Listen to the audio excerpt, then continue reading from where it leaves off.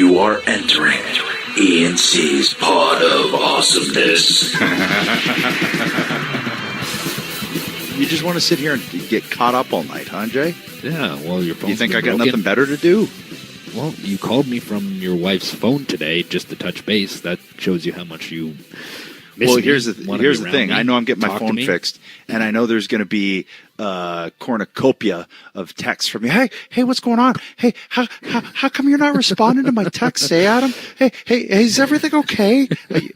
Hey, Adam, you aren't mad at me, huh? That's the worst, right? Hey, you're not mad at me, are you? No. Now, answer this truthfully. When you turned your phone on, how many text messages from me were there? 3. No, there wasn't. Yes, there was. They must have been from like years ago. No, there was 3. Not from today. What are we doing in the pod today, eh? Oh yeah. Sorry. Oh. But that was a group text with Mega Matt. That wasn't. I'm still included, am I? Yeah, not? but that wasn't directly to you, so it doesn't count. Matt, what's your take? I mean, it wasn't directly to him, and I think I responded most of the time. So exactly. Oh. However, my name is included in that thread. Really? Yeah. Well, yes. I mean, you texted to me, so therefore you text me. Oh, well, there you have it. Anyway. So how about the feedback from that big Anatomy of a Match podcast from our 1-year anniversary last week, huh? Pretty massive. Yeah. Massive numbers. We won't get into that, but man. Not to put ourselves over or anything, but yeah. No, Jay's been stalking the numbers all week. Hey, Adam, guess what? Hey, Mega Matt. Oh, man, I can't believe it, eh? Yeah. Oh, there's a reason those guys were world champs. But more than that, it was a great conversation. Yeah. Listen to it back, and there's when you're sitting in on it, then listening to it again after, there's even things that I kind of miss sitting in on the conversation and picked up on when I listened to it back. So thanks for all the great feedback on that, and I'm glad people enjoyed it because we did too. Yeah, it was interesting. Yeah, just fascinating conversation. Yeah. And to watch it back after so many years, and then immediately, basically, next day and day of, talk to those guys and really kind of pick their brains, but then also just to hear them kind of go off and riff on it. Really good stuff. Really good. I think the Anatomy of a Match needs to happen. It will happen again. It's just, you know what you should do, guys, is hosers, you should just, and gals, because I know there's 2 of you out there listening, because your boyfriend forced you to, is send us more Anatomy of a Match ideas. But let's make them realistic ones. And I personally think ones where both participants are still on the planet. Well, that's kind of the whole gist of it, right? Is that you have all the participants sitting in on the conversation, talking about it, and you kind of lose some of that if one of them is not there. So, got to keep that in mind too. Yep, got to keep that in mind, folks. Yeah. Fuck. And I'm thinking Undertaker is not going to do a podcast if he hasn't yet. So just don't even bother. Yeah. Don't throw him in the mix. I get it. It'd be great, but it ain't gonna happen. Yeah. Bird, what do you think? We're gearing up to Mania, man. Oh, we're almost there, brother. Whoa, hey! And speaking of gearing up to Mania, there's some shenanigans this week happening in the Twitterverse. What? Between one Paul Smackage and one Macaulay Culkin. Oh, don't get Paul started, brother. Oh, Paul got called out by one Macaulay Culkin on the Twitter machine, brother. And let me tell you something right now, Macaulay Culkin. I want you to know something straight from the lips and the mouth of Paul Smackage. I've been working this territory for 15 years, brother. Count 'em 15. I've never been disrespected like that in my entire career. I was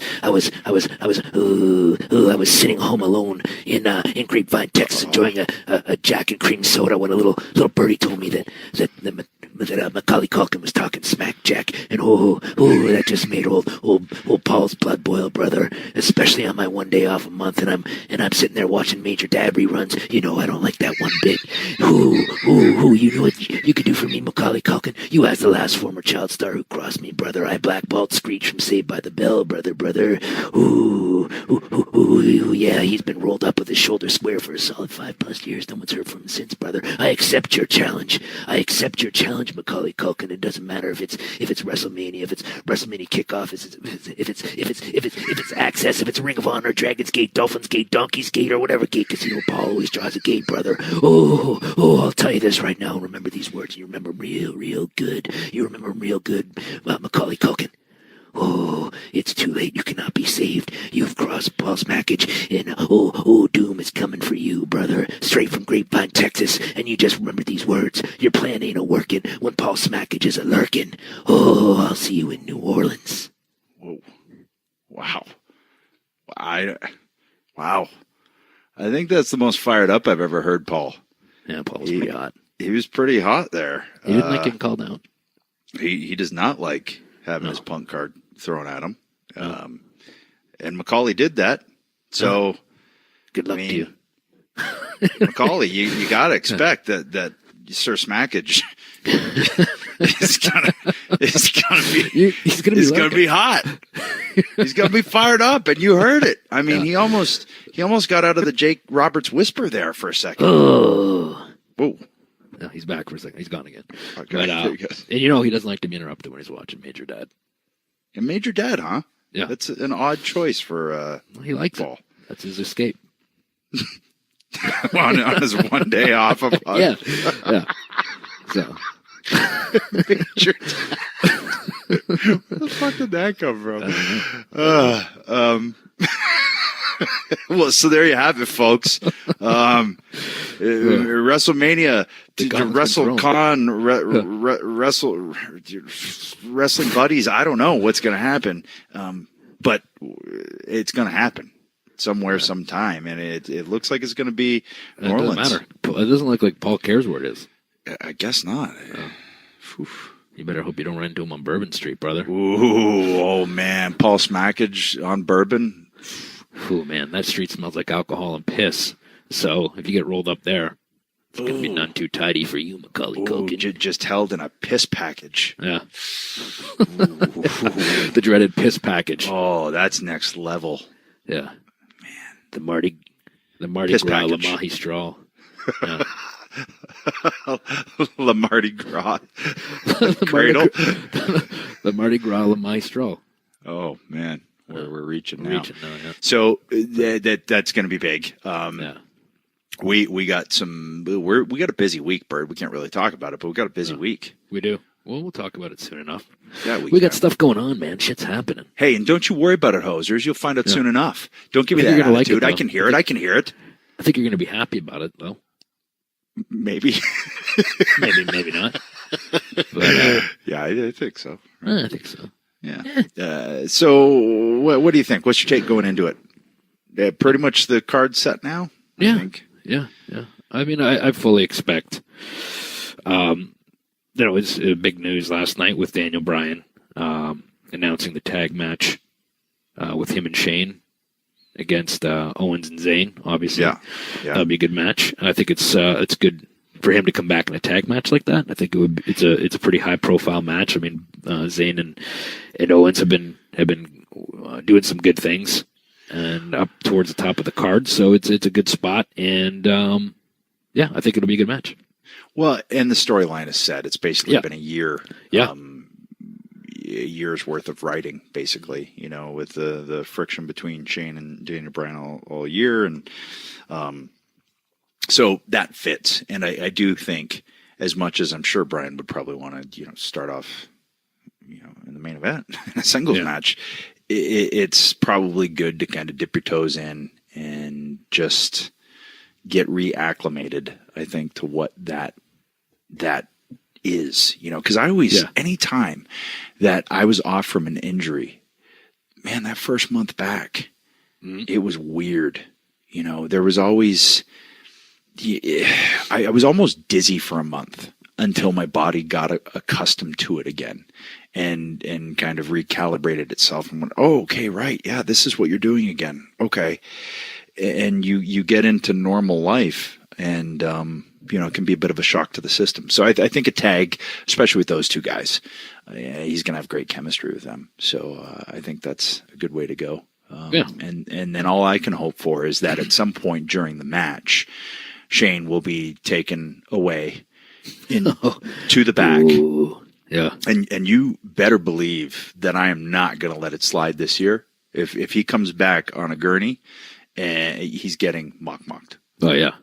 It's happening. You should have flown to wherever he was on vacation and mocked him. Oh, man, I should Came out of a sandcastle and just mocked him and then fucked off. Out of a sandcastle. Yeah. With some flippers on. Yeah. Flippers and a scuba mask. Dove back in the water and swam like a seal. I do swim like a seal. I'm kind of like Aquaman. Yeah. What else was I going to say? Oh, did you catch any of that the New Japan show? I did not. I will be perfectly honest. It is so hard when Beth goes on the road to keep up with anything besides chasing the girls. Yeah. But hey, because of that, I got my steps in. Oh man, good. I was over 110,000 steps this week. Those girls can move. Yeah. I watched. I didn't see all of it. I thought the show. I mean, overall was. I mean, it's big for them to be on TV over in the U.S. And I think it's great. Good exposure. I thought the show was really long. I think it could have been shortened up a little bit. It was like 4 hours, maybe a little bit more. It was a long show. That's why I couldn't watch all of it. But it was, it was. I think that there's going to be some kind of growing pains as far as working a live television. That some people will have to make, and that is an adjustment. And some people might not realize that it's different than doing a regular live event or. Well, they have television, but I think American television is also a different beast entirely. But I'm not sure if it's live. So, but I will say this: that the last match with the Young Bucks and Kenny Omega, when JR was on here, and he was talking about how the Young Bucks were incorporating. Don't forget Ibushi; he was in there too. Yes, yeah. But the Golden Lovers against Young Bucks. Yes. So thought it was a great match. And I did like the way that the Young Bucks were incorporating a lot of storytelling, which is stuff that they've gotten a lot of flack for in the past, right? But they obviously have the ability, and I think that, they're being smart with it. Like they were doing some things where, like Matt's back was bothering him, and he was wearing like this weight belt. Also probably for the fashion. Also probably sweet for the brother. Did it say Young Bucks on it? Please tell me it said Young Bucks on it. I don't know if it did or not. Did it say? It might have just said their names on it. Oh, I think it might just say like Matt. That's good. That's good. It's not quite Hulkster, but but like when he was trying to pick up, one of the opponents for a double team move, he couldn't, and then Nick would have to jump down and help him lift him, and then jump back and then try to do the move. Nice. So they were, and there was obviously, my one thing about it is it's like one of those things where people like the Elite, that group with Omega and the Young Bucks so much. I'm not convinced that they really wanted to see them against each other. And that makes it hard, but they did a good job telling the story, I think, and building and getting people involved in it with the steps they took to get people into the match and to kind of take it from a level of even them not really being a little bit hesitant at the start. And then as it went on and it got more competitive, okay, now I want to win. And, I like that, and I think the Young Bucks are smart guys, right? Like they know how to market themselves, obviously, with their merchandise and their style and the way that, like we've talked about before, and we talked about it when they were on the podcast, kind of taking the piss out of the things that are said about them, the old right? guard, and so that mentality, yeah. And I think that these guys, I think they have obviously the smarts and the ability to. Alter their style. And I think any performer, you realize that some of the stuff you can do when you're younger, you can't do when you're older. And I think it's going to blow people's mind. I'm calling it now. I think one of these days, I think they're going to go straight, just like working a classic. I don't know if you want to, but I can't think of another way to say it. And they're going to do it really well. You know what I mean? I think I could see them transitioning to that and just kind of doing it just to say, we can fucking do this too. I'm sure they can do it. They can do it right now. I think they've just been doing their thing to put themselves on the map. Right. It's like we did with the Hardys in the ladder match. I mean, Yep. it wasn't. I'm sure there was some grizzled old vets that went, "Oh my God, they're doing too much." There's yeah, but it got us noticed, and it put us on the map, and that's what they've done. So. Yep. Hey, and I don't know about you, but I get better with age. Did you know that I can do I can do a shooting star 450 senton hilo tope now? Really? Yeah. I can do a Russian leg sweep. Hey, you think you can? Probably not. Probably not. But so yeah. I want to see it. I definitely want to see that. Yeah, match. I would definitely watch. I would definitely watch that match, and for sure. And obviously, like, I mean, they sold that building out, I guess, from what JR said on commentary, in less than 10 minutes. So nice. That's pretty big. Wow. And good house. Here's a question. Here's a question before I forget. Yeah. And I'm smacking my coaster on the table to get you to stop talking like a judge's gavel. Oh, now you know how I feel all the time. You just won't shut the fuck up. What are you talking about? What are you talking about? I don't know what you're talking about. So you started to say how you don't think people really wanted to see the Bucks and Omega go toe to toe, right? And a lot of times when there's something very firmly established and something popular and something that's over that people like, that seems to be the case. I don't think the audience ever really wanted to see Bubba versus Devon. I don't think they ever really wanted to see Matt versus Jeff. I don't think they ever really wanted to see Edge versus Christian. I don't think they would want to see Ricky versus Robert. I don't think they would want to see Hawk versus Animal. So can you think of an instance where you wanted to see that? And to me, Hogan and Savage, the Mega Powers, that doesn't count because they were established singles entities before. But can you think of people that hadn't worked before became a team or became a six-man or became a group that when they split off, it worked or it became, kind of money-making deal. Can you think of one? Man. There's nothing that jumps to my mind. Yeah. I don't know. I know there's got to be, and I know there's going to be.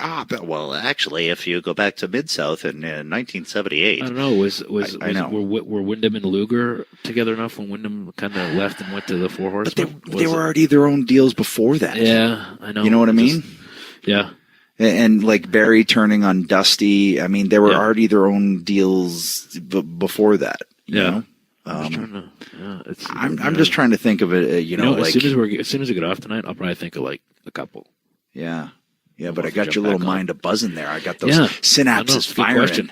Yeah, I mean, we should people think of any, tweet them, and then we can touch on them next week. Oh, they're going to. Yeah. They're going to. They're going to tell me I'm wrong and that there's 84 different examples, and there probably is, and I just can't think of them. So I want to know. Christian and Jericho when we exploded, and then I beat him at WrestleMania. Exploded. Yeah. But Vitamin again, C explodes. You were already. I'm talking like. Oh. You know what I mean? Like something that got established together. Yeah, I know. I was trying to think. Then split off. Yeah. I mean, like the Shield. Ooh. Would probably be the most recent. Yeah, good call. Okay. Well, there's an example right there. Yeah. Okay. Yep. There it is. Well, I'm smarter than you. Yeah. But if you think of any more, let us know. That was kind of the most recent one that I could think of off the top of my head. What about Tommy? What about Tommy? Should we get Tommy? It's been a while since. It's been a while since we talked Tommy.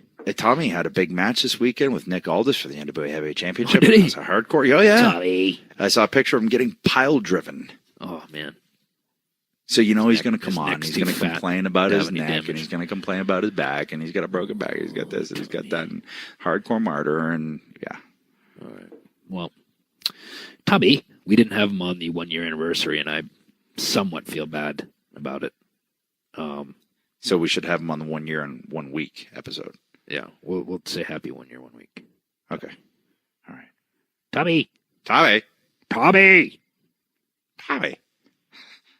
Tommy. Tommy. Tommy Twitch. Tommy Twitch. Tommy. When I say Dollar Shave Club, the first thing that pops into your little head is an amazing, affordable shave, Birdman, then I'm about to blow that tiny pea brain. You just did. You see, I knew it would. DollarShaveClub.com. They deliver everything you need to look, feel, and smell your best. Dollar Shave Club is more than just razors. It's better than shopping in a store. Right, Dollar Shave Club delivers everything you need to look, smell, and feel your best. And let's face it, Edge needs all the help he can get. They'll deliver you shampoo, body wash, toothpaste, and of course, the best razors I've ever used. That's right, because I used to get those little bumpy things on my face, but these ones are so good, so nice and sharp. Ooh, my skin feels nice and beautiful after I'm done with them, and I look great too. I get an amazing high quality shave every morning from Dollar Shave Club Executive Razor. That's right, I'm an executive. But the true hero of any morning routine is their Dr. Carver's Shave Butter. It helps the razor gently glide across your skin. You have to experience Edge. I'm telling you have to experience this. That means no more trips to the store, wandering the aisles, hunting for razor, shampoo, toothpaste like a hairy homeless guy. No more of that for you, Bird. And my little mind, my little pea brain can't be the only one to get this experience. You want a mind-blowing experience? You want one of your own? Join Dollar Shave Club today, and for just $5 with free shipping, you'll get the 6-blade executive razor plus trial sizes of shave butter, body cleanser, and one-wipe Charlies. Oh, I love me some one-wipe Charlies, brother. That keep the blades coming for a few bucks more a month. Get yours at dollarshaveclub.com/awesomeness. That's dollarshaveclub.com/awesomeness. Tommy. Tales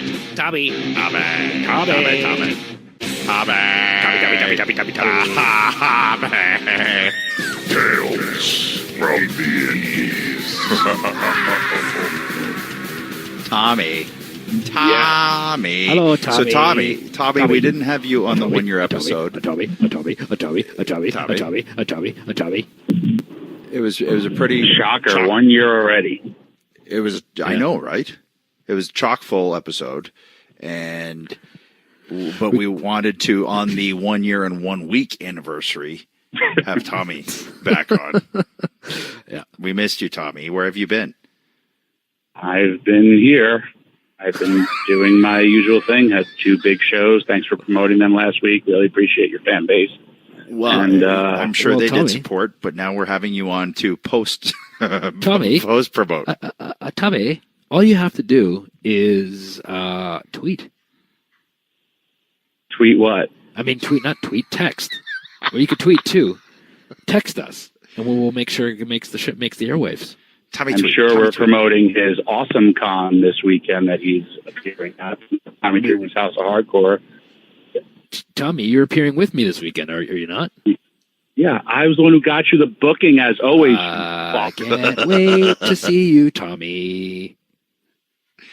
So anyway, congratulations on 1 year. Who'd you have? No Tales of the Indies, the most over segment on any podcast, but who'd you have? Now wait, hold on a second. Before we talk about that, I know you listen to it, and you can say, no, I don't, honestly. I'm cool. I don't know how to listen to it. I swear on my dog's and daughter's life, I've never listened to one podcast, and I have no crossies.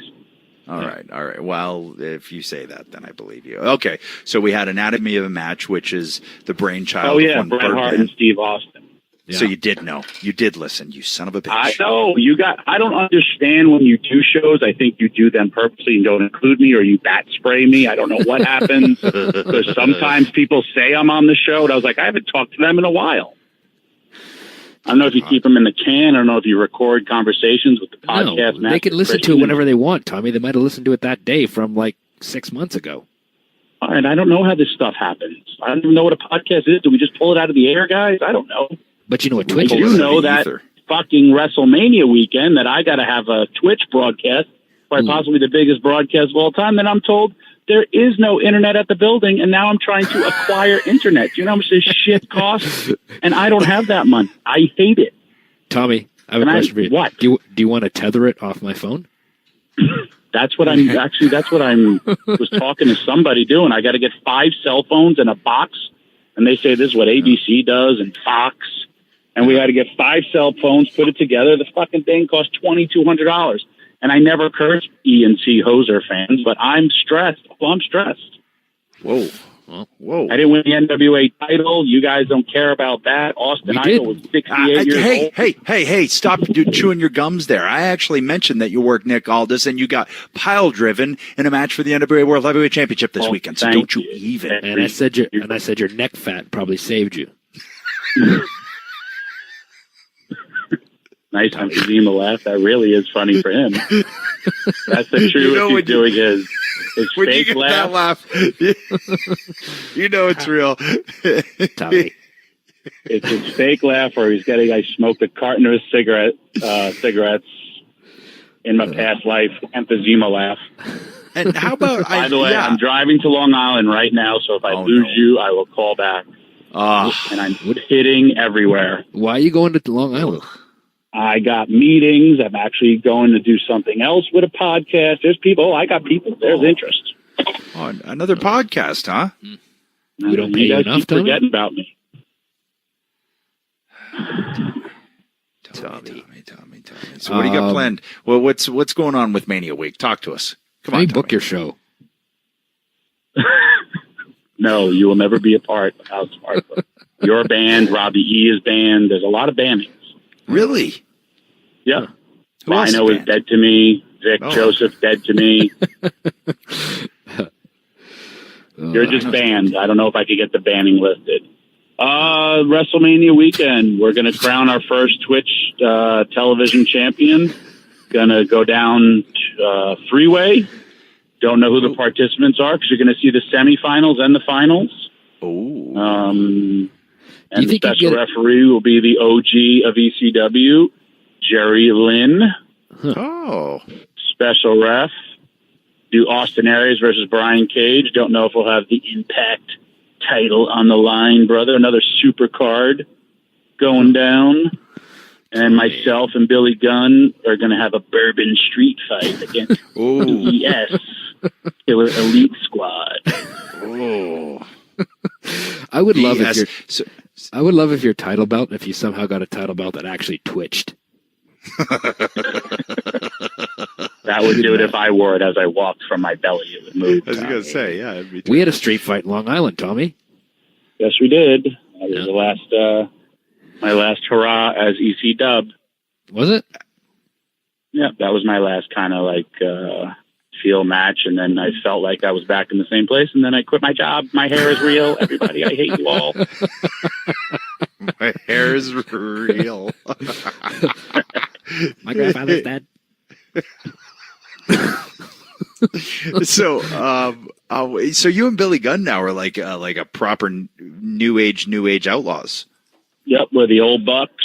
We are. We're before and after. You work out. We're a whole lot of things. He's angry. I'm usually happy. Yeah. We are like a real tag team. We really don't get along. But I would say like Road Dogg and Billy were the grumpy and happy. I would say you and Billy are the grumpy and maybe melancholy. Yeah. He's a very angry man. You had to see, we did a match versus the Young Bucks, and I did Road Dogg's jab, jab, jab, hit the ropes, wiggle, wiggle, wiggle, drop the knee, and he was yelling at me like I was a child. And he was going, no, no, no. And when I did it, like I go, this is for you. And he goes, that was worthless. Nobody popped. It was worthless. And I go, I popped. I don't care. And then I seriously tagged out. I go, you're such a mean partner. Oh, Tommy. But he just was admonishing me like I was one of his NXT people, like training when he was. Tommy, speaking of being mean, it seems like you have something to say about the picture that was put out of us inducting the Dudleys into the Hall of Fame. You tagged something on there. Very mean. Well, and that was for no reason whatsoever. Beth Phoenix's lead, brother. Yeah. So that's where I first saw it, and then Bubba Koresh tweeted it. Because I know in your head, you were like, of course, that's where I should be in front. And that was just like, that made me happy. If that should be my screen, if I knew how to put like a screen cap on my phone, I would make that my screen cap because you're just in the front. It looks like it's your ceremony. Yeah. And in your head, it truly is. That was the thing. Like, people started responding like it was because of the way it was photoshopped. He's there with that stupid smug look on his face and his $20 blazer, and he's front and center. He's the Hall of Famer. Meanwhile, the Dudleys are going in and they're behind you. They're wearing camo and glasses. You're wearing like a raggedy T-shirt, and of course I'm there. My Abbey Road I wasn't in a suit. I wasn't in a suit like Beth said. I was in a very business casual type, like chino pants and a nice V-neck T-shirt, and it was not a $10,000 suit. It was a $900 blazer, but whatever. I don't remember where we were, but we were in WWE, and we had to do this, I think it was SummerSlam, and we had to walk the red carpet for the first time, and they even let the lower talent like myself be there. And were you pitting? Jay, I'm seriously, dude, I'm pitting right now so bad. I have to walk into this place and just be like, I got to wear a jacket. And I was right. I was right after him while he was taking all the pictures, and he first was telling me in the limo how much his shoes cost, and then making fun of my shoes and talking about all his stuff. When he got out of the car, it was it was his premiere, and it was it was awesome. It was he was up for an Academy Award, and he was stepping out, and he was doing the little hand gestures to the cameras. Yeah. And my pictures are the worst because I was laughing so hard at watching Jay take the pictures with his squinty eyes and his conceitedness just blowing up. It was awesome.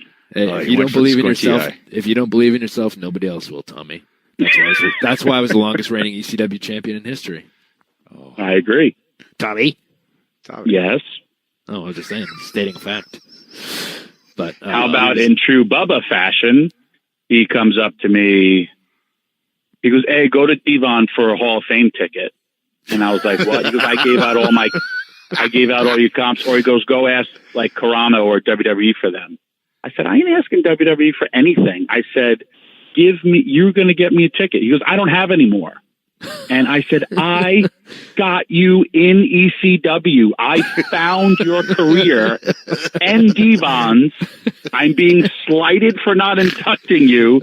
And I got to get my own ticket." So I'd pull my vet card, and then he called me a fat dick. And then our argument was over. Hardcore Morta. Fat Morta. You're a hardcore fat Morta. That's a Bubba impersonation, by the way, in case I was wondering. Yeah. Tommy. I think it's pretty cool that you guys are inducting him. It's going to be fun. Sure, that's the thing with any of the inductions. Somebody's always going to, get a hair up their ass about it. Well, it should be so-and-so. It should be so-and-so. Sure. Yeah, I guess. But it'll be fun. It'll be fun. Well, it's a show. Yeah. And, you guys were a big part of their careers. That's how it should be. I would have loved if Matt and Jeff were up there too. Bum, bum, bum, bum. I would love to see. I want to see Woken Matt Hardy up there. Mm. Man, so good stuff. Good stuff all around. It'll be fun. It'll be a fun week. It'll be a fun weekend. We're going to be together a lot, Tommy. We won't fill anyone in on as to why yet, but Tommy, dieting my ass off for everything. I got to fit into a suit. I got stuff to do. I'm not eating. I'm eating celery. I'm sweating. It's horrible. I hate it. So, but wait, here's a quick question. When did you start this crash diet of yours? Bam. What day is today? Exactly. 10 a.m. this morning? No. You're always tweeting about these diet foods that you got going on. I really like the taste of these sweet potato pancakes from Jimmy's Protein Design or whatever it's called. Jimmy's Seafood, brother. Jimmy's Protein Jimmy's Seafood is delicious. And but it's hard. I'm still out there in the trenches, Christian. Yeah. I'm still out there wrestling. I may have eaten 4 cheesesteaks in 2 days recently during my House of Hardcore weekend. People just give me food. Yeah. That's not a diet, man. And Austin Idol is the best. I hope you guys one day have him on your show because he's awesome. Yeah. Okay. Just because he's pro wrestler 101, and I love it. I won't ask leave it at why. that. Yeah. we'll just. Well, no, he's like last of the old school wrestler. Like, it's just, he confirmed the story of the Battle Royal check that he went and cashed from the promoter. You know, that he won a Battle Royal and got a gimmick check, and then he cashed it in the bank, and then he left. Like, he's just like that old school worker that you guys like, that I love, and they don't exist. He's a character. He's awesome. And he was 68 years old, and he friggin' whipped me, and it hurt. And then I whipped him back. 68 years old? What? He's 68 years old, and he's in amazing shape. He's in actually probably better shape than I am. That's not very hard, Tommy, but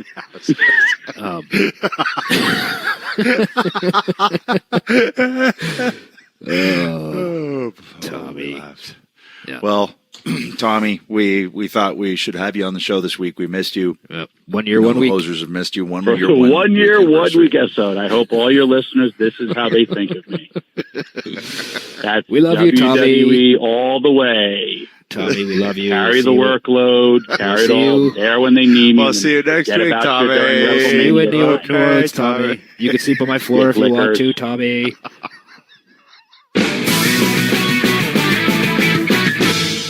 Oh, some weird, crazy delay. Whoa. I better go in the other room and hide. This is a pro podcast, folks. Yeah. If you couldn't tell by the fact that we never edit any of this stuff out, we just let it hang. This is going to air? This is airing. This will air. We have yet to live? edit anything. Well, it's not live, but we don't edit anything. Well, I know. I just mean like, okay. Yeah. Just like I said to Tommy, Beth, didn't appreciate you attacking me over the picture that was posted about the Hall of Fame, us inducting the Dudleys when you said I was smug in a $10,000 suit. Yeah, well, how is that attacking you if I'm like, I'm just making a point that you like expensive things, you like a nice suit. That's all I'm saying. I'm just pointing out the obvious, really. But, yeah. All right. But you got to admit that little smirk that was intentional. Something was being said there.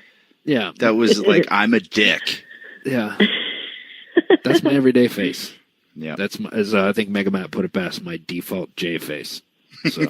Default J face. Yeah, and then Adam's like face just over your shoulder was just like, he's such a dick. Like that was that was the actual face of those words that come out of his mouth. Well, and that is our relationship. Like that picture right there sums everything up. Where I just kind of stand off to the side and go, "What a fucking asshole!" And then the Dudleys are basically, shocked because they can't get over how much of an asshole you are. Even though I tell everybody, no one actually believes it until they witness it and they feel the assholeness emanating from your pores. Yeah, well, I also told, because we used to, back in the day, we pretended we had a real gang, and Bubba was my heavy, so it makes sense that he was standing behind me like that, just in case. Nice. Yeah. Nice. Yeah. So I think also that you guys have kind of just morphed and evolved into like the modern day Statler and Waldorf, or like grumpy old men. Like you guys are just like Jack Lemmon and Walter Matthau. Yeah, Walter Matthau. Yeah, but instead of sitting in a balcony, we have a podcast. Yeah. Yeah, exactly. You mean like putting like a dead fish in each other's cars or in each other's $10,000 suits. Yeah. So how was your week there, Bether? Yeah. It's still obviously a bit of a blur. Something you want to shill on here. What is it? Yeah. Well, let's get right to the point, guys. Don't ask me how I am or anything. That's fine. What do you want, Beth? Yeah. I feel so welcome. It's like... That's the way the show operates. I mean, It's kind of like... I feel like I'm like the cafeteria, like slop down my spaghetti. Here you go, Beth. Get out of here. Come on, Sloppy Joe. You actually literally shoved me in a closet here to do this interview. Chivalry. It is. it's gone. We wanted equality, so we can't expect chivalry, right? I feel like that's you gave up chivalry for equality. Is that? I feel like that's just kind of, like I actually had this conversation in the airport. A gentleman was holding the door for me, and I was just like, "Oh, thank you." And then I thought to myself, I was like, "Wait a minute, I'm like the one that's fighting like." Women should be equal to men, and then I'm like, so how can I expect a man to open? I should be opening the door for him. But I hold doors for dudes. I hold doors for. I do too. You just hold the door for somebody if they're close to getting there. I mean, it's like the rudest thing ever if you don't hold the door. Like it really is. Yeah. So I just think that maybe in today's world where the direction's going, we can no longer expect chivalry because, like I said, we're demanding equality. So. That's, expecting chivalry is assuming that we're like a damsel in distress kind of role. So we shot ourselves in the foot, girls. What did we do? Hold the door. Hold the door is all of that. Wow. Oh, so what's going on, Phoenixed One? What's going on in the world? What's going on in the world of the Phoenixed One, Beth Phoenix? Wait, Paul. Where'd Paul Smackage come from? He's back. Okay. Well, it sounded like him for a second. I don't know. that sounded like him saying he's gone. He said it as he ran out the room. Okay. I actually got a tweet after Mixed Match Challenge that there was a small package in the match, and somebody tweeted me like Beth Phoenix missed a huge opportunity to pay homage to Paul Smackage. Oh, that would have been classic. So, yeah. I blew it. I'm sorry. Yeah. Totally blew it. Becky Lynch, correct, used a small package in the Mixed Match Challenge. And if I'm not mistaken, on her Twitter, she's now dubbing it the Lynch pin. So I think Paul Smackage might have a problem with Becky Lynch, too. Maybe. Becky Lynch is a clever one. I'll tell you what. Yeah. She's could have a one of my triple threat: favorite Macaulay Culkin, Becky Lynch, and Paul Smackage. I don't know. That spells money. Linchpin, that's awesome. Yeah. So Mixed Match Challenge, guys. There it is. Huge There's news. The reason. Yeah. We have come to the end of the road, and next week is the finals of the Mixed Match Challenge. It's the end of the road for me. That's it. Oh. That's it. You're done. I made it. That's it. You're done. Well, that's good because Adam has been complaining about you being gone and burying you, saying, "Oh, she thinks she's so over. She's a big superstar. She's doing her thing, career mom, blah, yada yada yada."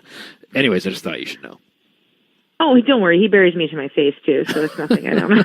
I think the exact term is she's a big rock star now. Yeah, that's it. Yeah. Like that. Oh yeah, I've heard that many times, many times. But yeah, we made it. They're going to play like a video package for me at the end of it, like the Tell Me a Lie video. Oh, nice. Tell me a lie. Say that you won't go. You got to be a wrestling fan to know that reference and know the lyrics. Even though I realize you have to walk away. No more yesterday. I know all the words. I don't even know that much. You know all of them? Man, you should most. At the end of it, when the final bell rings, just say you lost your smile and you got to go. Yeah, right? Yeah. I feel like that's the only way to go. Yeah. Like, hey, Haley jacket and everything. On the serious front, how do you feel you've adapted to the job? Because it's a hard job. We've talked about it. We've talked about it with you. Really hard. Jay and I have talked about it. Hell, we talked about it with Steve and Brett last week and how important the 3-man booth was to their match at WrestleMania. Talked about it with 13. Corey Graves. He was on We've here. talked about it a lot. Yeah. So what's your takeaway now after how many weeks? Is it your 12 weeks now? Yeah, with a rehearsal, it was 12 weeks. And then it'll be the 12th show of the tournament next week. So it was so hard. Like, it was really, really hard. Like, the most challenging thing I've done work-wise because, number one, like I was talking to Hunter yesterday and I was telling him how I felt like I was making comparisons between myself and Trish because like I always feel for Trish, like how hard was it to learn to wrestle on Monday Night Raw? Like, week after week, you're, learning these moves and learning to become a worker like week after week live in front of these huge audiences, and that's how I kind of felt like not the Mixed Match Challenge gets that kind of viewership. It's a much smaller show, but I just felt like kind of put in the deep fryer, a little bit and like, oh my God, I just felt like a deer in headlights half the time. So, it was a huge learning process, but I feel like I've gotten a lot more comfortable and kind of understanding the traffic and like how it all works, like getting a little rapport. Cause like, I just think like you need to have chemistry with your, co-commentators, just like you need to have chemistry in the ring with your opponents or your tag team partners. You guys know like what that's like. And, that's why this podcast sucks, because we have no chemistry. Exactly. I was going to say, I also know the opposite, and that's no chemistry. Just listen to this fucking show. That's certainly not true. Your podcast is amazing. but so Adam's going to... Adam's got to cook me breakfast for that comment now. She might get some pancakes for that one. So you have, we've talked about how you kind of got thrown, and you mentioned it briefly there, how you kind of get thrown in the deep end in terms of this show is a completely new format. It's an ever-moving format in regards to there's people backstage commenting on Facebook. They want you to lay out a lot more because they want to hear the interaction, and it's mic'd differently so you can hear the talking that these teams do to further kind of the character storyline. So there's a lot more stuff, it seems, that you have to be aware of, and you've never done commentary before. So you're starting something new and being thrown into this new concept. So that's a lot of, plates to keep in the air. You feel though now, like it seems like this might be a difficult way to start. So do you think going forward, other things would be, I don't know if easier is the right word, but less of a pressure cooker? I think so. And I also think like, I hate to look at it this way, but it's like, I can't get any worse. You know what I mean? Like the worst is behind me. You know what I mean? Like, so I feel like now I'm in a point where I'm okay. Each week is a little bit of growth, and that's really all I can look for right now. And just, I work on my days off too with Tom Phillips. We do some really cool stuff, being able to call matches like over the internet machine, the AOL webdernet.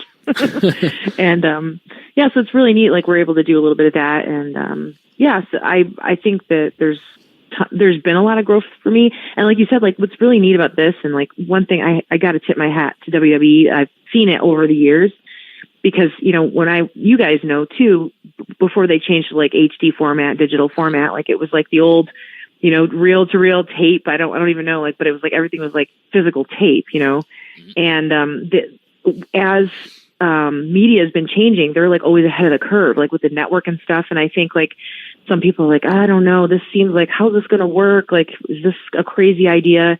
But WWE is always like a couple of steps ahead with the change and like where media is evolving and stuff, and international markets and all this. They're just really like on the pulse. And this Facebook show, even when it started, everybody was like, what the hell is going on? There's just so much going on.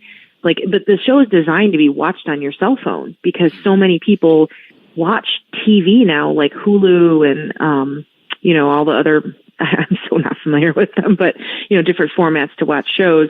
And they wanted something to be interactive where you can be like, basically like commenting and watching the show at the same time and in your hand. So the show's designed to be like super fast. And like, we have, vignettes we throw to all the time. And then, like you said, we'll show other superstars tweeting in the back. There's like so many moving parts to this show, and it's done so fast. And then you have to come up with like relevant thoughts to say about the match that mean something. And it's just, there's a lot going on, but it's like, I can see the content, like a media format like that is going to be more the norm going forward than, old school cable programming. So it was really scary to be a part of this, but it's also cool because I could see more content like that probably being relevant in the future. Mm-hmm. No, it's interesting. The direction and just that, like I said, how fast the technology is changing, the entertainment industry as a whole. Right. And, but I mean, it's cool. Sometimes, like you said, you're terrified to start, but sometimes that's the challenge, right? To kind of face things that you're scared of and to better yourself. Do you think you like taking away from this? Are you glad for the whole experience? Like, how do you feel about it overall? Oh yeah, I'm so glad. When I was a talent, it was the one thing that I was terrified of doing. Like when I saw on the run sheet or whatever, Beth Phoenix on commentary at ringside, I'd go, white as a sheet. 'Cause I'm like, oh my God. Like, and being with people like at the time, Jim Ross, Jerry Lawler, JBL, like those guys, like the heavy hitters, even though I should have felt safe in their hands, it was intimidating because I'm like, how can I conversationally compete with these voices? And it was easier as a talent because I'm talking about myself. I'm not talking about, you know, statistics and moves and talking about other people and having to know their stories and their histories and their backgrounds and their interactions. I feel like there's so much more that goes into being the voice that calls the match than being like a talent talking about my angle and my next, you know, pay-per-view match or whatever. So, you know, I remember as a talent how scary that was. And when they offered me the opportunity, I was like, oh my God, like this, they couldn't have picked anything scarier in the company for me to do. But I was like, well, what do I do? Do I say no and then kind of kick myself later? Just like the Royal Rumble opportunity was like, do I say no and then later be like, oh man, I should have done that, you know? And I was so happy I said yes to that. And I'm so happy I said yes to this. It was super hard. I know Adam's been holding down the fort and he's been amazing. And I know how hard it is to be alone with those two kids because they're little mongrels at times. And so I couldn't have done any of this without him and my parents lending a hand and everybody pitching in. It's been a village effort to be able to get me there to do this job. And I'm super grateful that, you know, everybody pitched in, especially my loving husband. Oh, wow. She's really trying to butter me up. Yeah. Ooh. Well, Beth, we had you and Tommy on for the 1 year, 1 week anniversary, and you are our roving band of feel good reporters. You know, if this is Good Morning America, you're our what was the exact term? The feel good piece. I think Beth is our feel good reporter. Human interest. No. Human interest. Piece, right? Yeah, there we go. Yep. Tommy's probably the weatherman. But yeah, I will see you when you hang up, and then we will finish the show. Yeah, and I guess I will probably see you next week, Beth. Awesome sauce. Hey, I want to just say two quick things. Number one, I'm really looking forward to the Hall of Fame. On a serious note, I'm not going to be mean or pick on anybody right now. I'm really, really looking forward to it, to see, you know, Ivory and Molly, first of all. I'm so excited for that. It's going to be amazing. But I'm really excited to see you guys do your thing again. And, you know, the Dudleys deserve to go in. They're two of my favorite people. And, yeah. Oh, and also one other thing. Last week's podcast, I know that I was like, you know, I was telling Adam, like, he knows how excited I was to listen to that podcast. And I just want to, like, thank you guys for kind of seeking that out and, like, putting that out there because, like, what an amazing recording, you know, I guess, like, with living history, you know, of such an important match. And, like, if you're a wrestling buff, you know, or a student of the game and you want to become a WWE wrestler someday, that's your dream. Like, what amazing, valuable, like, what would we all have given to have, you know, the two competitors that put together that, like, piece of art speak about it in such a way. So I just want to say thanks, guys, for, like, doing that and, like, keep them coming. Cause I'm glad you said that because, I mean, it was crazy for us too, right? Like, I mean, this is a match that, you know, I watched very young in the business, and to think that how many years later get to sit with both guys and talk about it and pick it apart and everything that went into it and, like, how it became the classic that it is. It's just kind of, it's surreal in a way, you know? Yeah, and I also, like, I just really appreciate the respect that everybody had for each other, you guys included, with them, and it was just such a really, really well done podcast, and, like, just, like I said, something I would go back and listen to many times, you know, even though I'm retired, it's just fun to listen to and, you know, just get their take on psychology, because it's so interesting to me. It's such a cool thing. So anyways, good job, guys. It was super neat. Thanks, brother. Thanks, brother. Thanks, sister. All right, I'm going to creepily come back in the other room now. Okay. Bye. See you next week. Bye. Bye.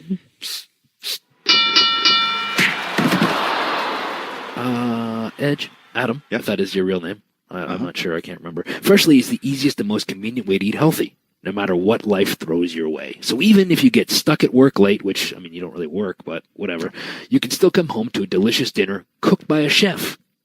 Yeah, there's no more worrying about having to figure out what you have left in the fridge, and especially no mess to clean up after, and you're a complete and utter pig, so I know you don't clean up after yourself anyway. See, Freshly's chefs source the finest, all-natural ingredients they can find and then work with nutritionists to ensure their meals are as healthy as possible. What's your favorite meal, Edge? I'll tell you what mine is. I like the sausage and peppers. And I bet you like the Southwest chicken. I remember you telling me that. So that's what I'm going with. I'm going to come over to your house. I'm going to eat all your Southwest chickens, and you won't have any. What do you think about that, huh? The best part about Freshly is the number of comfort meals they currently have that are also super healthy. Customize your weekly meals from their constantly changing, rotating menu of more than 30 chef-crafted options. There's no weekly commitment, so you only get deliveries when you want them. Let me tell you, there's nothing better than knowing that no matter what happens in my daily life, no matter how many kids I'm chasing, no matter how many diapers I'm having to change, that I have a chef-cooked dinner waiting for me at home. And don't you dare come and steal my Southwest chicken. Don't order extra ones, and I won't have to come over and get them. Check out this week's menu created by Freshly Chefs and get $25 off your first order of 6 chef-cooked dinners plus free shipping by going to freshly.com/awesomeness. That's freshly.com/AWESOMENESS. Awesomeness. Whew. Good job. You'll feel so relieved to come home to a chef-cooked meal every night with Freshly. That's freshly.com/awesomeness at checkout for $25 off your first order. Do you want me to spell awesomeness for you again? No. Okay, just give me your Southwest chicken then. So Birdman, we haven't really touched on the fact that this week is going to not only be a Tommy Twitch and Phoenixed One cameo episode, Extravaganza, but it's also a Q&A episode. Because let's face it, coming off of last week, we got to catch a breather. Yeah. Fuck. Got to catch ourselves a little breather. So we threw out on the Twitter... the tweeter to send us some questions. Yeah. So I think we dive right into our sack. The always popular Q&A.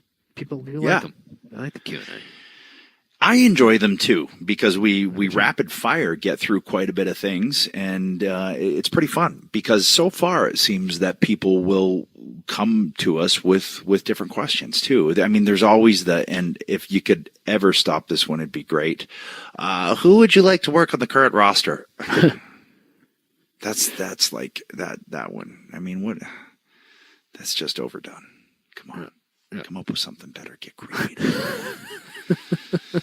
So I say we just dive right into it because this one I thought was pretty interesting, and it was the first one I saw, and I haven't seen anything else after this because this one I thought, ooh, this is good. Sebastian Lurie. Edge Christian, if you could have the musical talent, instrumental, vocal, production, or however you want to interpret it, of anyone, who would it be? Who? And I'm telling you, I want Freddie Mercury's voice. Yep. Because I'm going to hit all of them. I want to be either George Martin or Rick Rubin in terms of production. Guitar, I got to be Jimmy. Yeah. Songwriting, I want to be Lennon, McCartney, and Harrison. Drums, I want to be John Bonham because he sits back in that pocket a little bit. That's how Zeppelin had their swing. Or maybe Keith Moon because he's a maniac and it sounded like a jet was taking off behind the Who.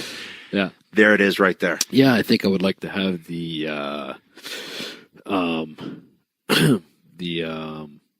dancing ability of Usher. The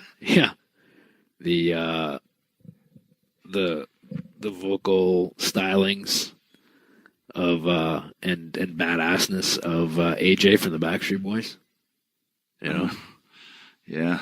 I knew it. I knew it'd go straight to boy bands. I fucking knew it. No, man. I would like to have the coolness of Lenny Kravitz because he's so cool. All right. And I dig his voice, so I'd want to sing like Lenny Kravitz. Okay. Man, do I have to go through all the instruments? No, you don't have to. I'm more of a music file, musical, Yeah, guy. I like to see myself in the vein of Lenny Kravitz, just like he's got a little funk to the rock. This whole the way he carries himself. You like the funk? Yeah, man. Like the nasty funk. Yeah, I remember we got to meet Lenny Kravitz in L.A., and he was a super cool guy, by the way. And which is awesome when you meet somebody that we talked about it before, that you idolized, and they're really nice, and he was. And I think we talked about that on the pod before. We might have, right? But yeah, his ring entrance music was, or my first ring entrance music was Always on the Run from Lenny Kravitz. And I remember when I went out and got Mama Said, that album, I remember you getting in my car and it's like, you got to hear this. And I put it on for you. And, yeah. Well, you got to give Slash a pretty big shout out on that yeah, song. Yeah. So. Oh, yeah. So. Oh, if you could pick, this is from Kyle Smith at Kids21. If you could pick any other finisher signature move, what would it be? Yeah, right. And I think I know, because I think it seems like a relatively easy one on the body, yet looks awesome, which is the key to any good finisher, and that you can do to anybody. Now, some people have taken this not so great, but it doesn't matter because it's still the Stone Cold Stunner. Yeah. Yeah. And so if I could have, is it somebody else's move? Yeah. Yeah. You already, if it's not your move, it's already your move. I know. You do it. I'm trying to think. Man. See, usually the people's elbow. Yeah. I don't know. I mean, that'd be pretty easy on the body too. Yeah. No, and that kind of goes that goes hand in hand with this question from Cliff Baumgardner at Cliff Baumgardner. He says, "What makes a finishing move great?" And, so I think you'd agree with me. Is I always believed that a great finishing move was something that was not too intricate to get into, that was believable and simple, and something that you could do to anybody. Yeah. And was believable to finish, to finish somebody. Not everybody is like a Mark Henry or a Big Show, or that can pick people up and do freakish things with. So to me, it was always something that, could I give it to this move to Rey Mysterio, and could I give this move to Kane? You know, and that's kind of how I looked at it. I think good finishing move is a move that looks like a finish, not intricate, and something you can do to anybody. That's my opinion. Yep, I would actually wholeheartedly agree. So I got nothing else to add to that. Steph, would you rather have a 4-inch long nose that's 6 inches wide, or an 8-inch long nose that's half an inch wide? I'm gonna go with the 4-inch long nose that's 6 inches wide. Yeah, you know, I'd rather have the wide nose too. The smash nose, because then at least you're gonna look like a badass. Yeah, I'm going there too. You too. Okay. Yeah. Current favorite songs, man, I don't know. From Coast to Baylor. I've been listening to a lot of Ghost lately. Yeah, you will have no idea what I'm talking about, Jay, but Ghost. Been listening to some of them. Yeah, song I'm listening to right now lately. Well, I mean, it's basically whatever my daughter wants to listen to. Well, yeah, there's that. And she loves the song "The Sound of Silence" from Disturbed. Which was originally done by Simon and Garfunkel, I believe. Right? Yeah. And and she asks Alexa to play it. She has the video, and she sits there and she sings the whole thing. And when he does the deep grovelly part, like, she mimics it. Like, she's like she's trying to do the grovelly deep voice. And so she really likes that, The Sound of Silence. And she's also really into Name from the Goo Goo Dolls. She loves that song too. Really? Yeah. It's an interesting mix. Yeah. So she likes the 90s, is what you're saying. Yeah. Yeah. Okay. Well, Disturbed is not the 90s. Well, I mean, I guess they're the Knots. Yeah. Knots, is that what it's called? Rob Washford, if you could have had a retirement match with anyone but each other, who would you have picked? Ooh. That is a good one. What do you think, Bird? That is a good one. I like that one, Rob Washford. Yeah, I think Orton. I think him and I, and we've talked about it, and we talked about when we had Randy on. I mean, as far as my singles go, we just had that chemistry, and I just think that with that stipulation, if there was ever some sort of retirement thing and there was a proper build, I just think the match would blow the roof off the place, and that would be my pick. Yeah, I'd probably have to say Cena. I think just because of the history, you know, and having pretty much done every other type of match but that. So I think, there's pretty much your built-in story right there. It's like, okay, those two are going to wrestle again, and the story's already there from years past. So probably him. Yeah. Well, James At James Rawl wants to know, Christian, Oh, yeah. who came up with the temper tantrum gimmick? Those were the best. # love you guys. Actually, I came up with the temper tantrum thing, and it was a thing I just kind of started doing on live events just to kind of pop the boys in the back because they were so ridiculous. And then, I don't know whether I got put in a report or something, but somebody asked me to do it on TV. And I think it ultimately became a rib on me because they blew me up. Well, and this was something I was going to point out. It's the only time I've ever seen you blow up in the ring. Besides, there was one other time against Bob Hawley in Denver, Colorado, or was it? No, it was Fort. It was somewhere in Colorado, but yeah. Oh, it's where they do the Olympic training. It's not. It's just outside Boulder? Denver. No, Boulder? No, I know what you're talking about. The Army base is. Yeah. It's where I got my first action figure at Target with you and Dave buying towels. Yeah, I don't know what it was. Somewhere in Colorado, yeah. And it was It was kind of one of those matches where we just went straight, and it was fast pace. And I came back and and I didn't realize I was blown up till I came back. I was fine when I was wrestling. When I came back, I couldn't catch my breath. And then you I'd never seen it before. Yeah, between that and the tantrum spot. That's the only time I've seen it. I kind of tried to get away from that thing as soon as I could because it blew me up. So, but it was kind of fun, a little bit different. So, there you have it. Let's see, what else do we got here? You don't want to hear me hitting freestyle rap, Dan Greenwood. I do. Yeah, I think Mega Matt would want to hear you.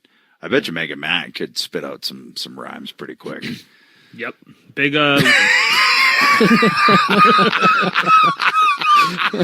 Yep. Not going to, but yep. Big lose yourself guy. Mom spaghetti, the whole thing. Oh. Yeah, I could do that. Lose yourself's a good song. Yeah, sure. Matt, you got a question? Do I have a question? Not you personally, but did you? You might, but I mean, did you get an email or anything? Like, are you going to work today or no? I mean, all right. I'll put my personal questions aside. Yes, I have a whole list that I sent over to you guys.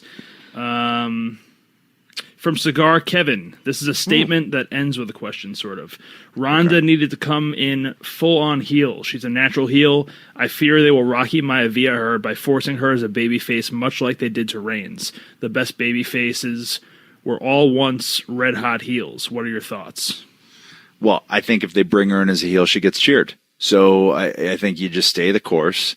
She has massive publicity and eyeballs on it, and you have to look at the larger demographic. Sometimes wrestling fans get stuck in the bubble of, just the core, fan base, and there's more than that. And that company has to look at the bigger picture. They really do. And I think if she does turn heel, so what? No. And here's the thing too, is that I don't hear it. Like, I haven't heard her get booed. I mean, every time unless don't have my volume on right or something. Have you heard that, Adam? Because I mean, it doesn't come off like that to me. No. I think people are genuinely excited, and I think it was one of those things where, hey, it's the person that retired from MMA is just coming to get a paycheck. I think that's different, but I think everybody knows the passion she's had. Even when she was at the height of her popularity in UFC, she was going and watching independent wrestling shows and in LA, and she came, has always talked about Roddy and I mean, it's like talking about watching Raw on like social media and things like that. This is a person that actually is a fan and loves the business, and I think that people recognize that and how much it really means for her to be there. So I don't think that that it's looked upon as this outsider wants into. I don't think I disagree with that statement 100%. I think too, it's a good scenario in terms of as much as you can have heels nowadays. Hunter and Steph are heels, and you have the angle rub in there. Which I think, just stay the course. Don't overthink it. Just let it happen. And where she ends up, she ends up. Yeah. Chill out. Yeah. But it's going to be a long ride. So yeah, I mean, not to say you're fired up over it. Who was that from? Cigar Charlie? Cigar Kevin. Cigar. Oh, I was close. Cigar Kevin. Not to say you're fired up about it or anything. I think you're just trying to get our opinion, but that's our opinion. Yeah. Josh. Oh, you got one? No, go ahead. Kiana, 6 days at Xavier Shield. Any wrestlers that aren't in WWE that you would love to see get signed in the next year or two? I think Will Ospreay would be fun to see in WWE. As long as he was able to do his thing, I think the Young Bucks would be fun. I think obviously again, I think Omega would be very much. I think he'd very much be like an AJ. I think he would come in. I think that he would establish himself pretty quickly that he's a unique talent, and I think he has that kind of groundswell and kind of popularity without being in WWE before, much the same as AJ had, and I think that the course that he's taken for him. In the end, will make him a bigger star, in my opinion. Yeah, and I think that's probably the first talent that people would think of. It'd be interesting is a guy like Okada. Mm-hmm. I don't think that would ever happen, but to see how they've used Asuka, to see if you know what I mean, like they've actually given a Japanese talent an actual shot this time. Yeah, not to say that they haven't before, but not like this. Right. And I think it'd be cool to see what that guy could do. Not only that, but he's like 6'4", he's 225. Like he's a bigger dude, So it would be fun to see some of the stuff that he could do. I don't know if it ever happens, but those are the ones I'm thinking of off the top of my brain. Yeah, brother. Josh Reyes at JReyes1 wants to know, how much involvement do refs have in putting together spots in a match, i.e. taking bumps, taking objects, etc.? It just depends. To like a big time match, a ref plays just as important part of that as the two competitors or four or however many people are in the match. A lot of times you're using them to communicate things or as for calling spots, good refs that have been around could probably get away with, giving you an opinion or something in a match. I don't think it happens too much, but I think it does at times. I don't think I've ever really had anyone, try and come up with spot ideas, but what they are amazing for is to be unseen and also to relay messages and get you times and things like that. It's an amazingly hard job. Yeah. And when you don't notice them, that means they're doing it so well. Yeah. And, I remember having asked for specific referees. And for Taker at Mania, I asked for Jimmy Corderas because I knew he had never had the opportunity to work a WrestleMania main event. Corderas? Yeah, Corderas. Huh. Yeah.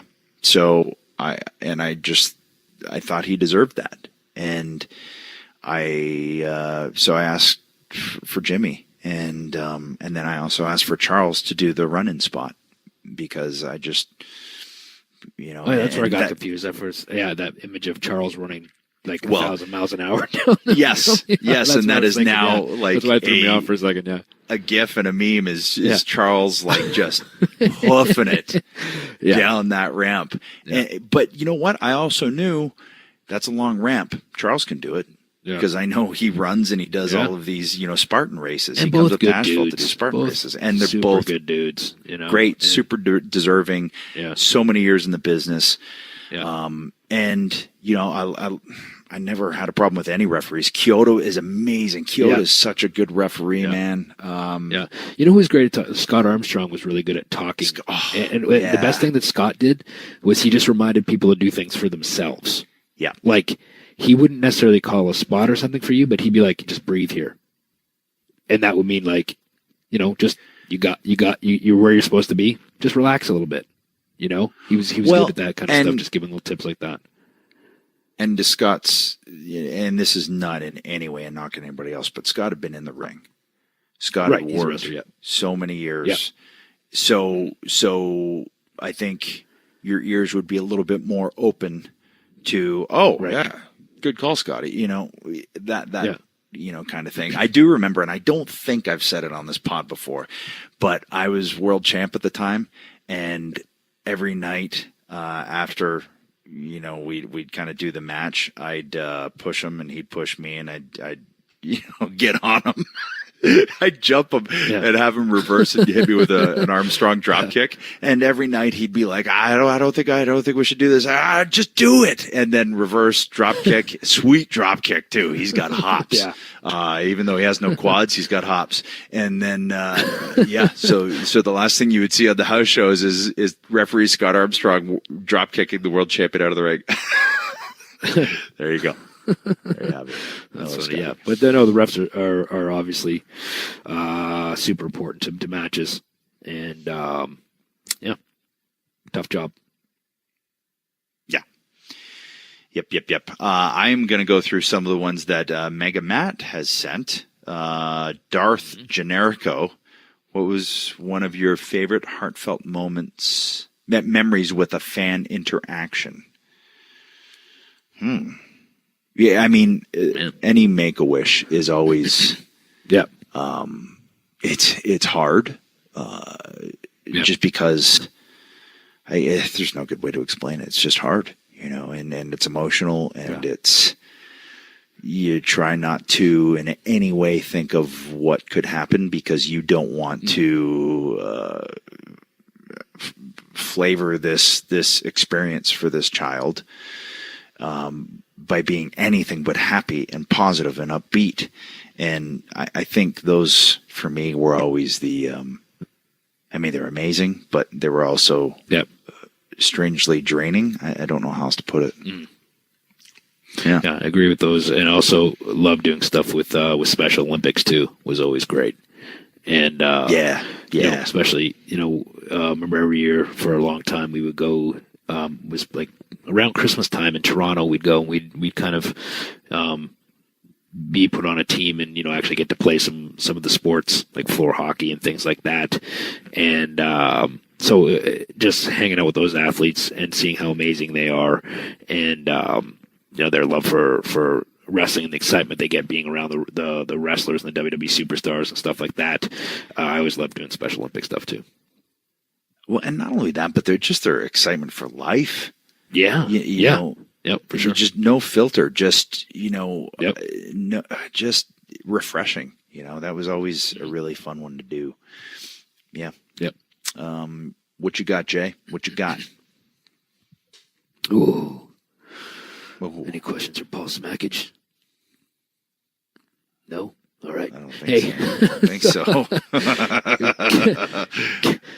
Kevin Letta, I hope I said that wrong, is either Lita or Letta, at Kev Lita or Letta. Were you billed from Toronto because it was the closest large recognizable city?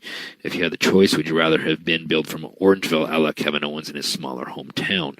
I think that was part of it. Yeah. I mean, Toronto was very much, you know, part of my life growing up. I spent time there. You know, we weren't too far, 45-minute drive. So we were down in the city quite a bit. But yeah, I think mostly because it was probably the most recognizable city. And, but any interview I ever did, I always said, you know, I grew up in Orangeville, but I think that was probably the main reason why. Yeah. I mean, I grew up there, but then I moved to Toronto once I hit college and stuff. So it just, that's where I was when I first started with WWE. So it just, you know, felt like, okay, yeah, Toronto it is. And yeah, it's one of those cities that everybody has heard of and knows of. And, you know, it's better than my indie, you know, Miracle Hot Springs, California for old Sexton Hardcastle. Or Mount Shasta, California. That might be my personal favorite. Mount Shasta. And then I went there and it's just a bunch of hippies. It's kind of great. It sounds like your type of place, actually. It is. I went there. I was like, yeah, I could see Sexton rocking this place. Yeah. Between the two of you, who was the best seller? Or this is from Wolfgang. Between the two of you, who was the best seller? Also, what are some of the most important things to know when it comes to selling? I don't know. Yeah, it's subjective. I don't know. I mean, I was one that always did it when we were a tag team, so.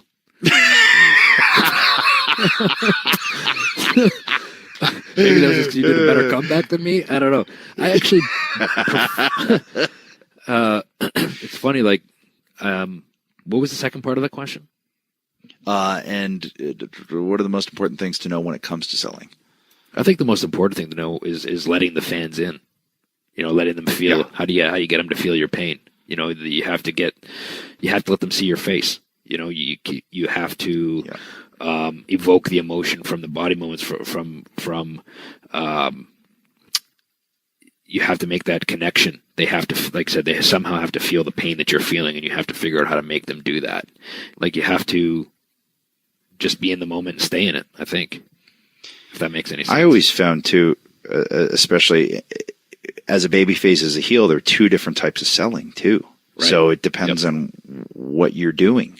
As a babyface, I always found that movement was good.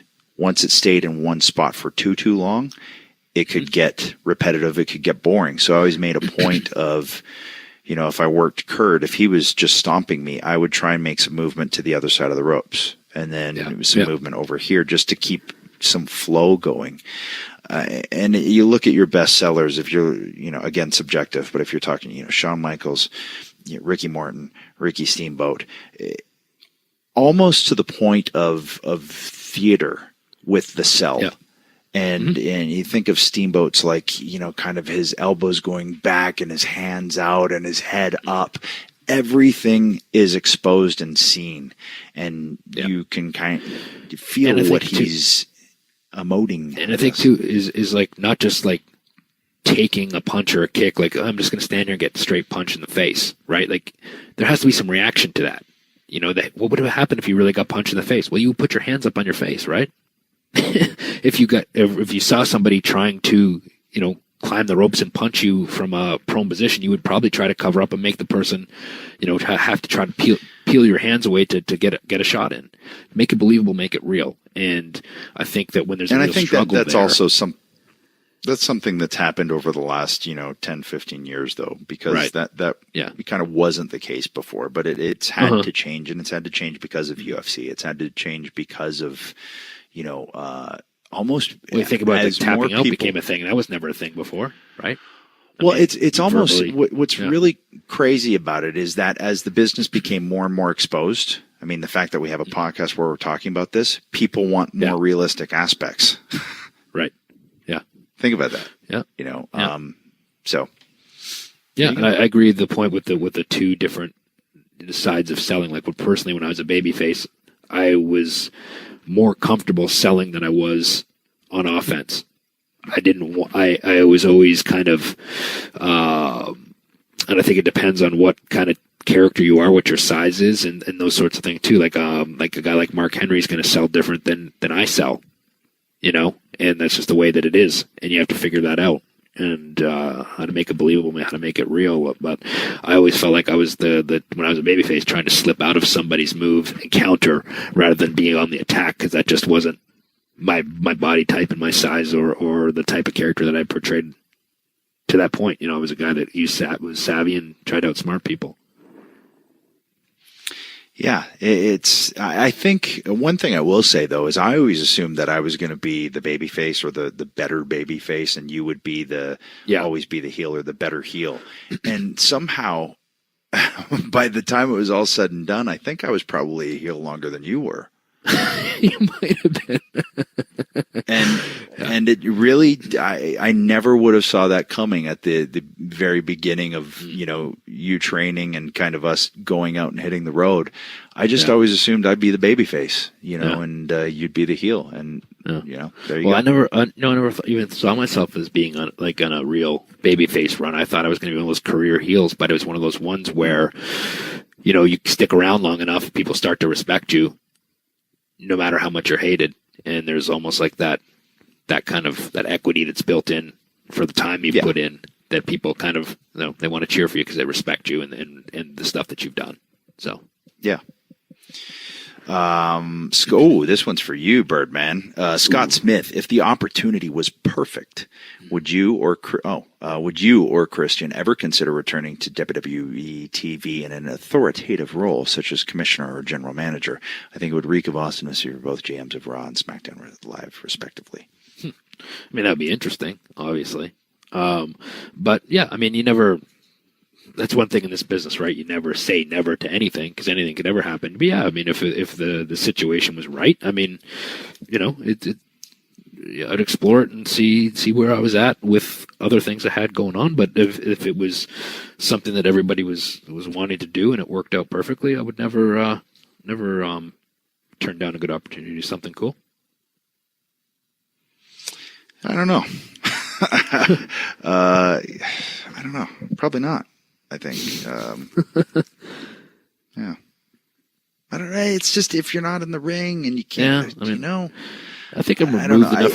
Like I said, it's not something that I would actively like seek out. Like, hey, it's something I wanted to do, but it's one of those ones too. Like, if it was the right opportunity, in the right moment, and it made sense for everybody, then it's something that you don't have to think about seriously. But you know, here's my reasoning why. It just seems like the authoritative role or the general manager always does the same thing. Mm-hmm. It doesn't matter who it is. The next general manager does the same thing, cuts the same promos, is involved in the same storylines. And it's like, if it could be something different than that and something with some more creativity involved into it, and that would be, you know, I guess partly up to you as the performer, just to not show up and do the same thing that, you know, insert a name could do. Then maybe if I thought it could be something that would be different and fun. And, you know, I think back to Mick's first commissioner stuff, and it's like, that was fun. That was different, and it was new, and it was, Mick's even said that was one of the favorite parts of his career. Mm-hmm. And I think if it could be something like that, then that's what I was discussion. That's what I didn't say it as eloquently as you did, but that's kind of what I was trying to say as well. So there you go. Yeah.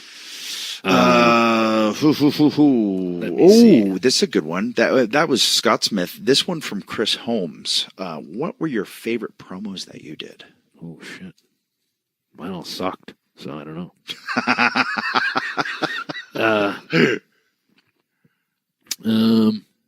I don't know. I'll let you go first. I have to think about it. I remember one that I did at Mania 24. It was a backstage. I think it was with Todd Grisham. And I remember kind of formulating this story in my mind and how to relate being in the audience at WrestleMania 6 and being a huge Hulk Hogan fan, and then having my childhood dreams, you know, smashed on the rocks by the Ultimate Warrior, and trying to parlay that into me doing that same thing to little kids in the audience when I defeated The Undertaker that night. And I sat there and kind of thought, okay, how can I weave this story? What picture can I paint here and relate it to my own experiences and try and hit a button for not only for kids to hate me to say that, but for the parents to go, you son of a bitch. Like, you want to like ruin our kid's hero tonight, you know? So that's one that sticks out for me. And it was just, you know, it was a backstage on the set kind of thing. It was live, and, you know, it was one take, but I had this story in my mind, and I really I felt good about it. And I think that's one of those instances when you write your own promos, it helps. Yeah. And I think, it's funny too, cause I think a lot of like good promos, like were off the cuff ones that I did on live events that were never even seen. And, but oh, man, there's so many over the years that it's hard to narrow it down to like, I think that maybe the most memorable one is where I took over, Jericho's show when he got chased out of the arena, and that's when I dubbed the highlight reel the Peep Show, and that was like kind of the first kind of thing that I dubbed it the Peep Show, and I had The Rock on, and that was kind of the start of the Peeps thing, where I had been doing some stuff from him, and I kind of confronted him and to tell him the people had chosen me over him, and just the interaction that we had, and we didn't have a lot of time to go over anything beforehand, so a lot of it just happened out there, and it was just one of those ones where when you're out there with a star of that magnitude. And also I did some cool ones with Steve too, where when I was on strike, or me and Jericho were on strike, and we did some stuff, and I remember doing one in ring with him before I had a cage match with Goldberg. He and I had a really good kind of one-on-one promo too. When he asked me why I was out in the ring, and I said, well, when I looked at you backstage before the show, you put up a finger and said I was on first. And he said, no, I didn't say you were on first. I was saying this, and he gave me the finger. So it was like kind of, one of those kind of funny ones. But I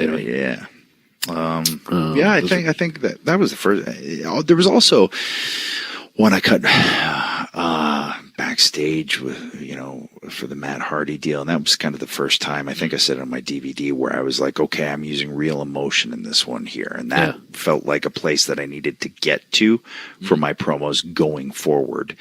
Obviously not having the same situation, but in terms of being able to get to that place and pulling from something in order to convey that to the audience. Yeah. But also the stuff with Taker. I was really, stuck on Heath Ledger's Joker at that point, and I really wanted to try and bring some elements of that, to the point where I was like putting a little makeup under my eyes to make it look like I hadn't slept, trying to make it look like my hands were tremoring, just trying to add little subtle things to make it seem like my guy was unhinged, Yeah.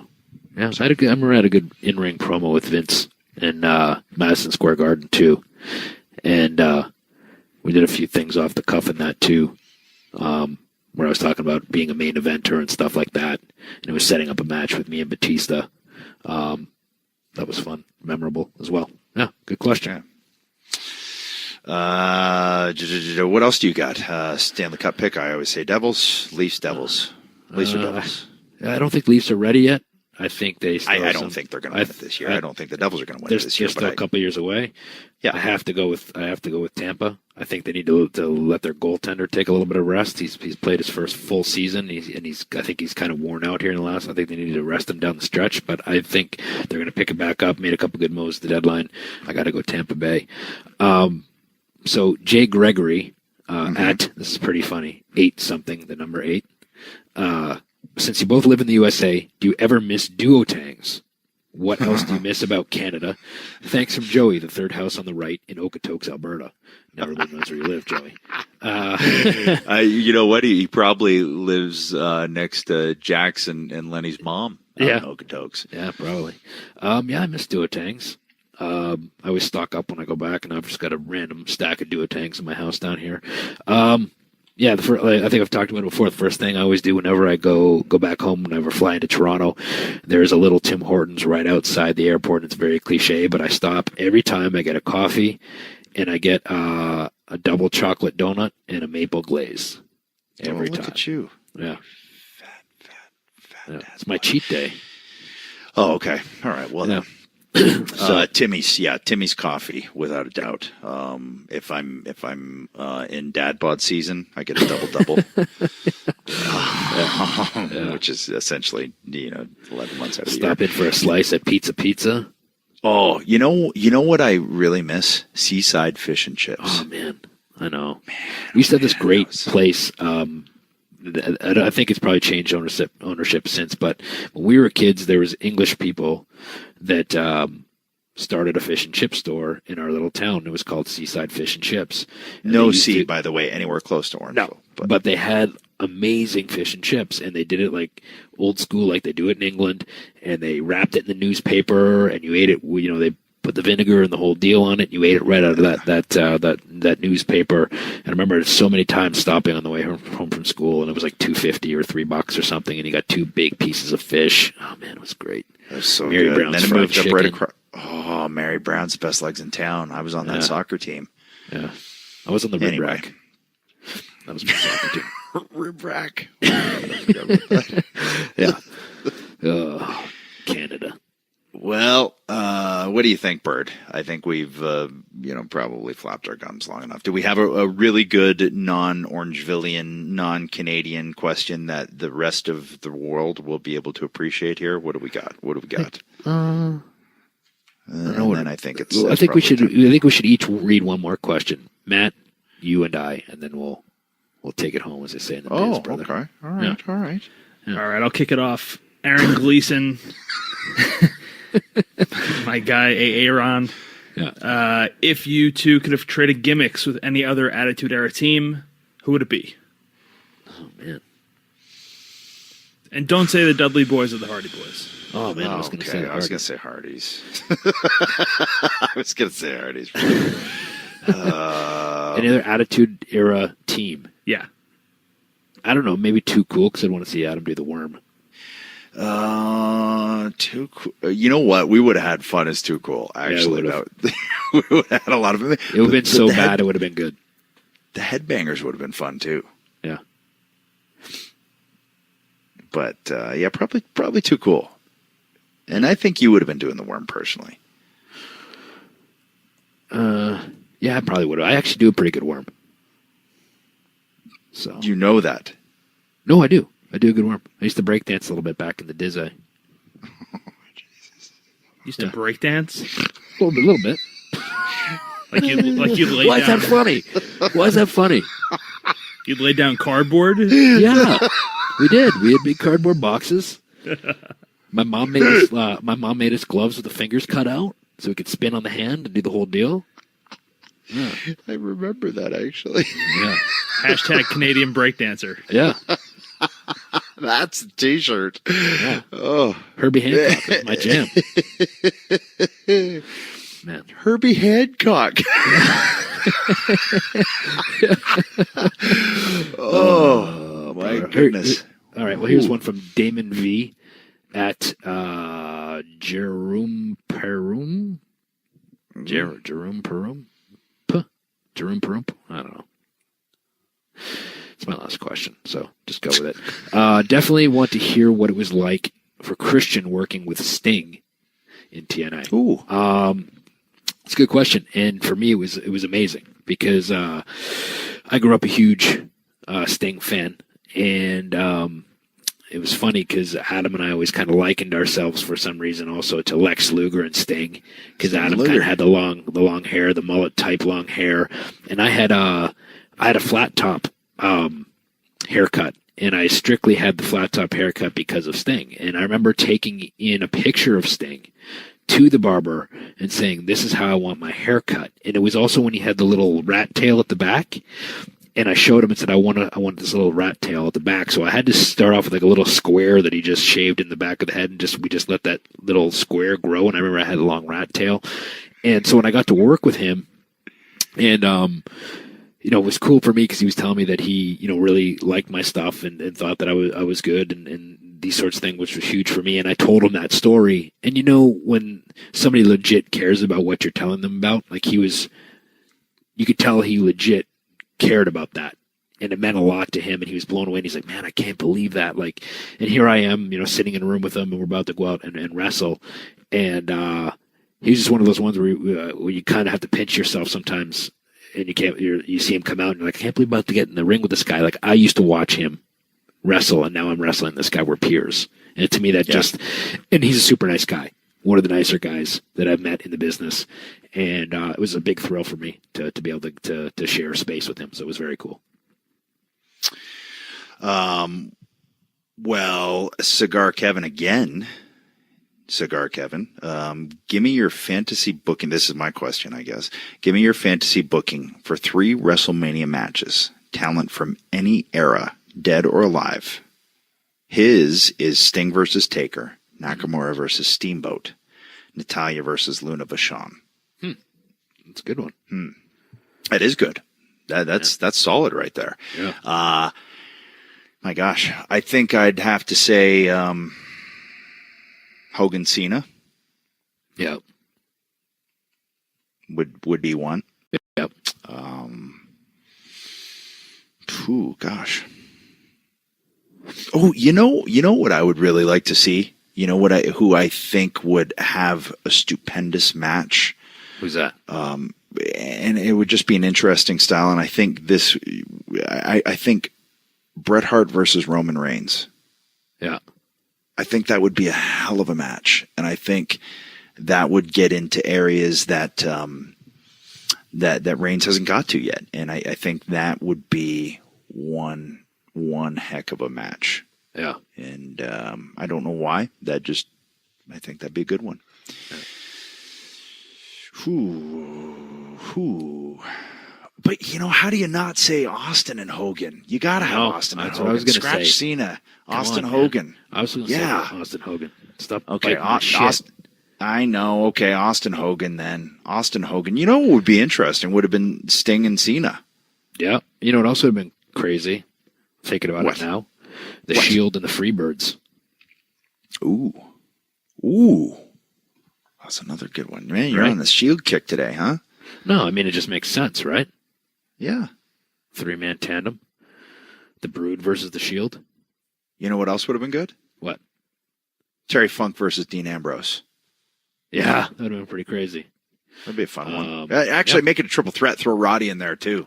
I mean, we could just do this all day, right? Like, Yeah, you could literally throw out anything, but those are just some off the top of the head. Yeah, think about Midnight Express and, like, the Hart Foundation or Midnight Express against the British Bulldogs. Take your pick, Yeah, or throw in some current teams. Yeah, imagine like a Rockers against a Revival, or a Tully and Arn versus the Usos, or my gosh, possibilities. And then you think the women's division. My God, we could sit here all day. Yeah. Here's one that'll blow your little fucking brain.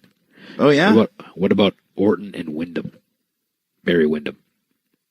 Ooh. How good would that fucking match be? Yeah, you know what else would be good? Jake and Orton.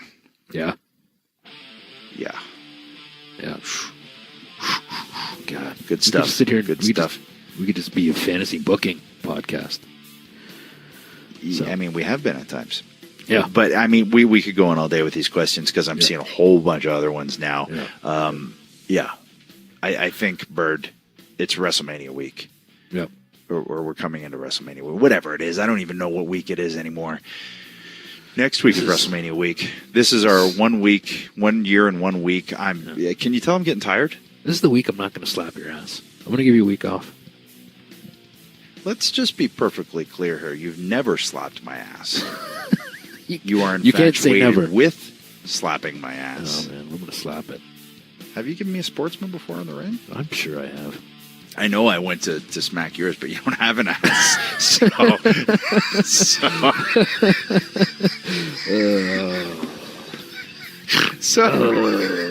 we'll cut that. Oh, you got hot there. Oh, you got a snort. All right. Until next week, hosers. And we're going to be down there at Mania, so we'll corner lots of people. Yeah. All right. Yeah, we'll be reporting from New Orleans next week, so we'll hopefully see you all there. Thanks for the questions, hosers, and thanks for 1 year and 1 week. Ooh. Look how Macaulay Culkin, because I have a feeling. Ooh. You got my blood boiling, brother. Oh,